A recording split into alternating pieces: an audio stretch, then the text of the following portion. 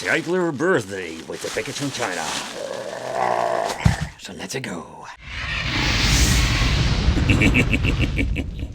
Hey, welcome back to the channel. It's awesome that you're tuning in. In today's video, we are going to be doing a chit chat regarding this new device I've just came in, the MagicX XU Mini M.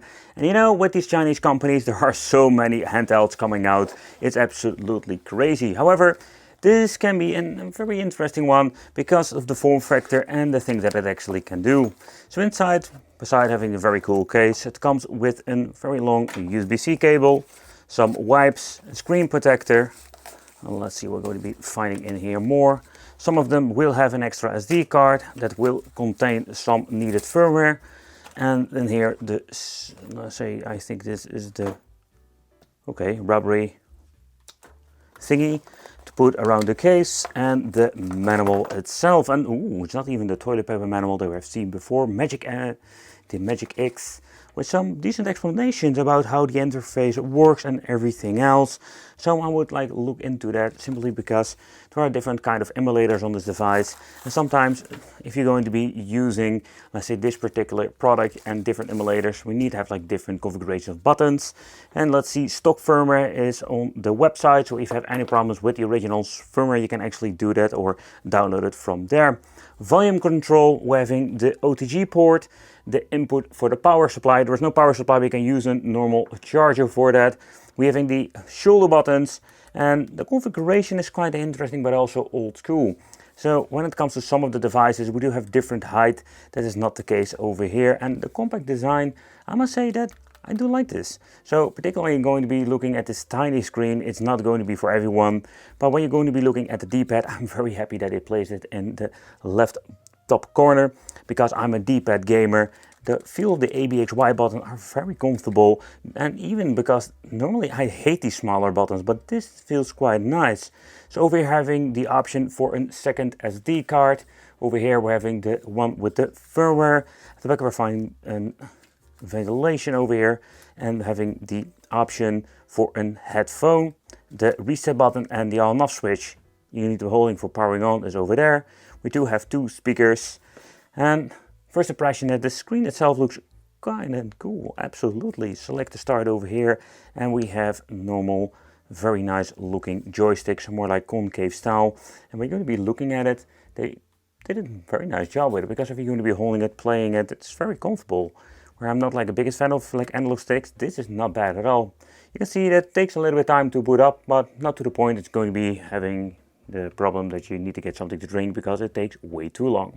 However, let's take a close look at the menu itself. Okay, so when it comes to the display, it's a beautiful IPS and it's very sharp and crisp. Only 2.8 inch, so this is not going to be for everyone. 640 by 480 resolution, so perfect for retro gaming. 6 hours of game time on this 2600 medium battery. The chip itself is a Rockchip 3562 quad core with a GPU, the Mali G52, and 1 GB of DDR4. So but let's do a deep dive into some game testing. Where this doesn't come with the biggest screen, I find it very pleasant to look at, simply because of the beautiful sharp, let's say, image or display it's going to be giving us. So you can just see there's so much actually we can do with this. Sega SG-1000, WonderSwan, and I think this will going to be a very fun handheld to actually play all kinds of different games.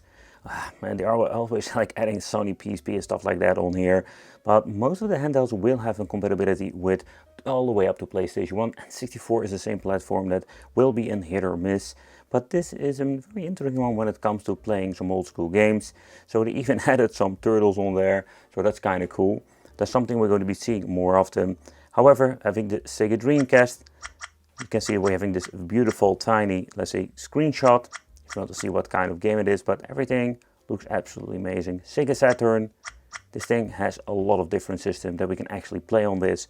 And that's what I love about these new generation devices. They're getting better and better, more powerful, but also giving us way more options when it comes to emulation. Where the most of them will play 8-bit, 16-bit, stuff like that. But I think when you're going to be looking into, let's say, different emulators, yeah, this is kind of nice. So in the middle, we're getting the G button, and the G is for getting into special menus. To begin with, if you're using this in the main menu, we're having the quick access where we can shut it down, restart, and do all kinds of stuff. For example, having the retro emulation station, can we restart it if you have any problems whatsoever. But let's get into some games and let's see what this thing can actually do and how does it sound. So when you're going to be booting up a game, we even have the option to start into a new game or get ourselves into the autosave. I think it's absolutely awesome, and this way makes it so much more convenient to play these games. I've been seeing this throughout, let's say, the years with different other handhelds, and it's something I cannot live without. It's such a cool way to go back. And one thing is for sure is that the audio on this thing is freaking loud to a point I'm thinking, man, it's maybe one of the best audio I've heard when it comes to the loudness of a tiny device. But emulation itself seems to be working fine. Analog and D-pad are both configured correctly out of the box. Pressing the same G button in the game, we're having the option to make that famous quick save slot. You can see it's like different ones, and I think you will see actually where you're going to be saving it. You can make a quick save, and then we can make a quick load. What I love about it is that we can actually have this tiny screenshot over there that actually shows. And yeah, there are even cheats enabled if you want to, so you can tinker with that if you want to implement cheats, because I know some of you love to cheat on these games. Another feature that's absolutely great is pressing the certain buttons in a certain way. And I mean, when you're getting into the G button, here you can see we're having the options where we can change out emulators, we can mess around with the game aspect ratio, we can set out filters, everything you want to change, you can actually do it over here. I think it's one of the many cool things. At the bottom we can even find some extra things, or if you want to put this thing on favorites, you can put it on top of the list, and of course we're having a separate favorite list. Another cool way is just to search, pressing the X. Here we can search for our games. Yeah, I have a Braveheart over here. What was the thing I wanted to search? Oh yeah, there we go. Let's see if my favorite Gator game is on here. And yep, there we go. With some Tailgater, Revenge of the bloody blah. And let's start up, and that's it. And I love, man. And of course, you can also change out aspect ratio if you want to get the different overall result when it comes to aspect ratio, better resolution and stuff like that. We're just going to be keeping it for now like this.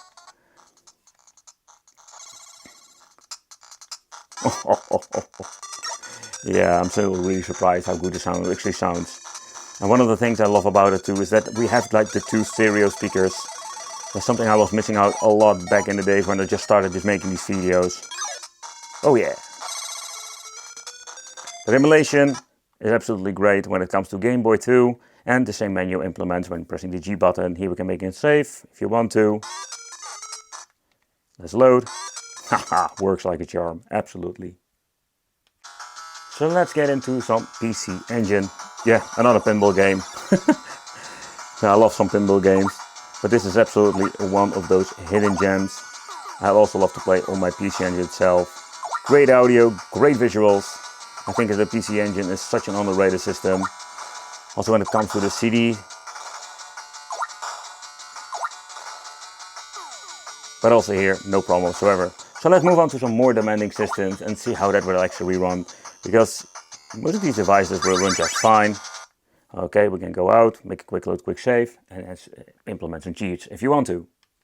PlayStation Portable is also on a device like this. However, this is not making any sense whatsoever for me. The overall emulation will be okay when it comes to games like these. However, when you're going to be getting into the games, sometimes we're even getting bezels or a very strange aspect ratio. We do have even black bars, and we're already having such a small screen to play these games. But we do have able to have some games actually playable on this tiny device. So it's kind of cool. I think it's a very cool bonus. However, yeah, I think this is not the best handheld to actually play some PlayStation Portable. We've seen more expensive ones with better screens, bigger screens. Those are nice. Wouldn't be surprised that some of the games will be implemented with some speed hacks. But we do have a playable situation here.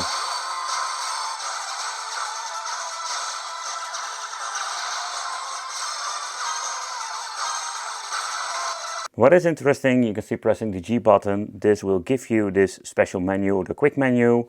We can change out the controls, make a save, and actually do kind of a couple of things, but it's in a very limited when it comes to messing with the settings.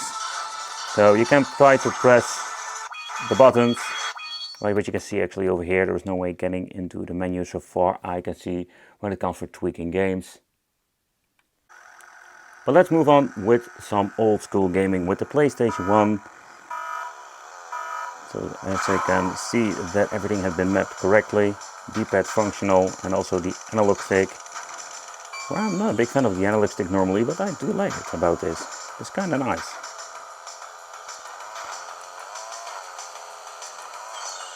Well, I find it very interesting to see that we don't have the difference in height when it comes to, let's say, the L2 and R2. They're quite okay to actually press.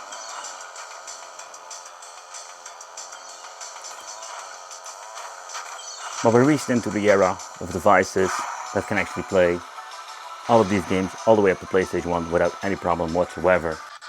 So let's do an N64 test with some Blessed Corpse. What a cool game it was, but you can just hear that it stutters like crazy.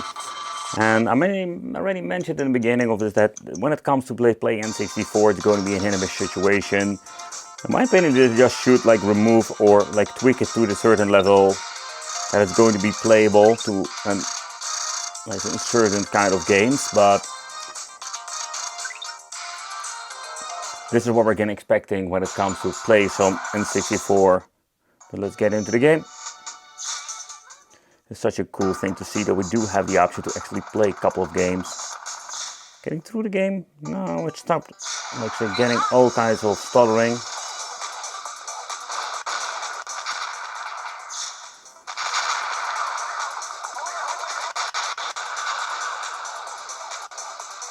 But it is still not perfect.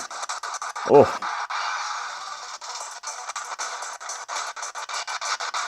Personally, I can't really enjoy my game like that.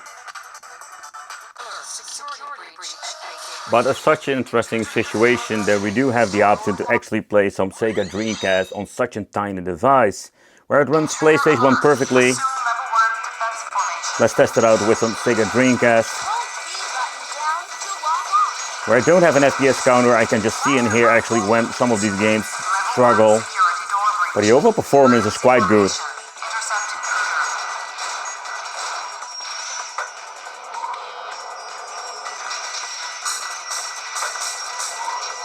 But if you want to go back to the menu, pressing the G button. But it's interesting that it doesn't have the same kind of menu that we have seen before now. Nope, it just automatically goes back to the main menu like that. So when it comes to the G button, the overall interface, it's great, but you know, a couple of things that they should like tweak and get better. So I'm missing out that easy menu with the Dreamcast and some other devices. So getting into the Sega Saturn, it's going to be the same situation like N64 PlayStation Portable. Some games will be playable, but some will have a lot of stutters. Already getting into the game, I noticed a lot of stuttering going on. I find it still very cool to actually have like Sega Saturn on a very tiny pocket device. But they are pushing their luck when it comes to these, let's say, platforms. They are way too difficult to emulate on these basic chips or basic. Well, the reason I wanted to check out some Sega Saturn, because I just think it's an absolutely amazing system. But the two-dimensional games are most of the time having a little bit better luck when it comes to overall emulation itself. Getting into the game, I don't notice any weird lagging whatsoever.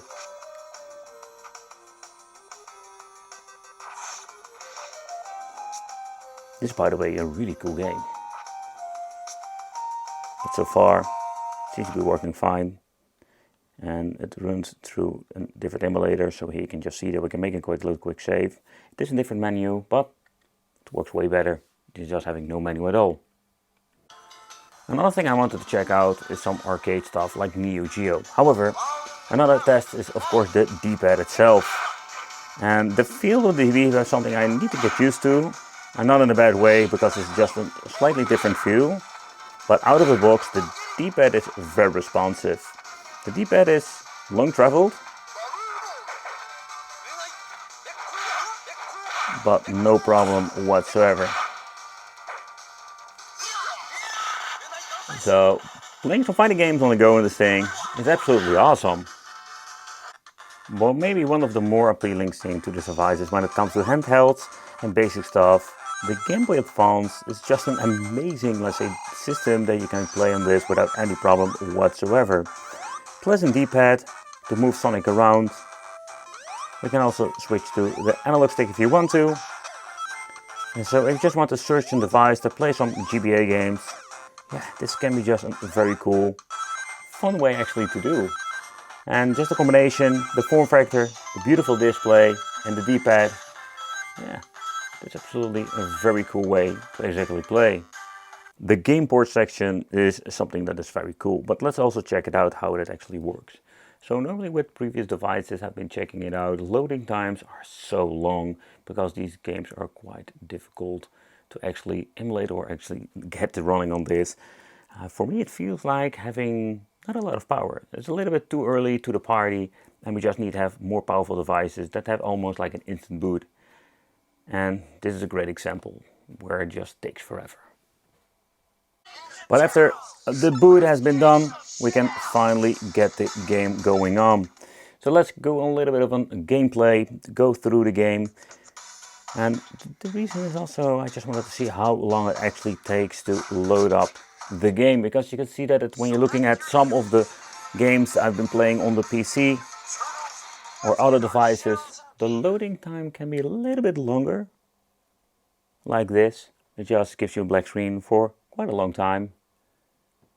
And yep, it can have a problem, but it also just needs its time. And this is actually what I mean, you know? See, this is what I mean, that we just need more power. Where it's cool to actually play these games, I think at this point, we just need to have a little bit more patience to get a more powerful device that instantly load all of these games. Yep, there we go. But again in the game, we can play this, oh man, it's very cool with the mastering of the old school games. Still have this idea that it doesn't have like full speed, but so far so good.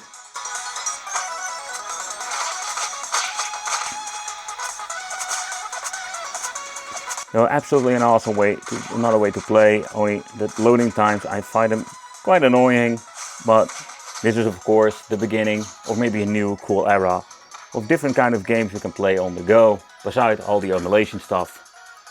But in the next test I just wanted to use the OTG port and see what we can actually do with it. Can we use the HDMI out, but also can we add a controller to it? But after giving the device a boot up with my version, we have no signal whatsoever. Ooh, I really need to clean my screen. So that's quite unfortunate that we don't have the option to actually use the OTG port with the HDMI out. Maybe with a firmware update or some kind we can maybe have the option later on. Okay, so I'm already starting opening it up, realizing that I need to record it for you guys. And yeah, it's just quite okay to open it up. I removed the 4 sparkers over here, but where this bottom part is already loose, I pried it open. This part is quite difficult. I'm guessing there is more of a very tight thing going on over here. And yeah, I don't want to rip it open.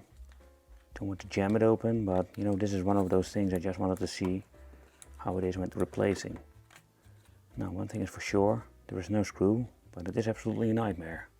But you know what I really hate about these, let's say, teardowns, is everything is going to be falling apart and trying to put it back later on.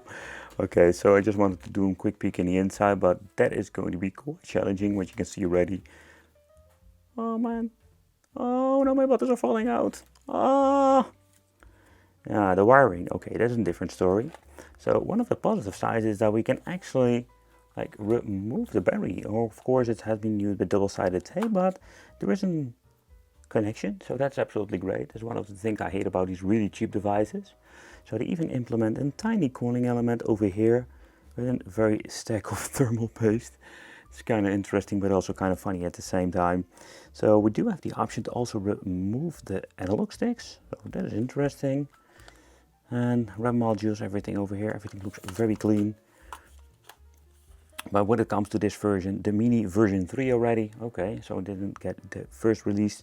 You can also upgrade or at least like replace the screen if you want to. So replacing and doing some maintenance on this is possible. Opening up is a little bit of a challenge on the top, but that's it. So when you're looking at it quality wise, yeah, it is great. You can just fairly easy or at least like get a battery and just replace it if you want to. And now let's put it back together. Oh man, I'm going to be doing this off camera.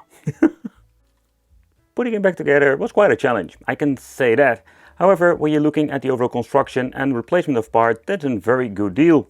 There is replacing, or at least if you find a part you can replace it. So when you're going to be looking at the device, it's a very nice, interesting contender, beautiful display, D-pad plays amazingly, nice analog sticks, and that's something I'm normally not a big fan of. However, the A, B, X, Y buttons are very tiny, like with the Switch, but these are very comfortable. I'm also surprised with the shoulder buttons, of the just way how this thing holds in my hand and how comfortable I can very easily reach them. Great audio with the stereo speakers on the bottom, but also when it comes to, let's say, this very nice and very loud high quality. So quality, I must say that this device is an interesting one. And if you can find it for not a lot of money, I think it can be a very interesting contender in the jungle of handhelds. Thank you all for watching. Hope this video helped out, and it will be great to see you in the next video.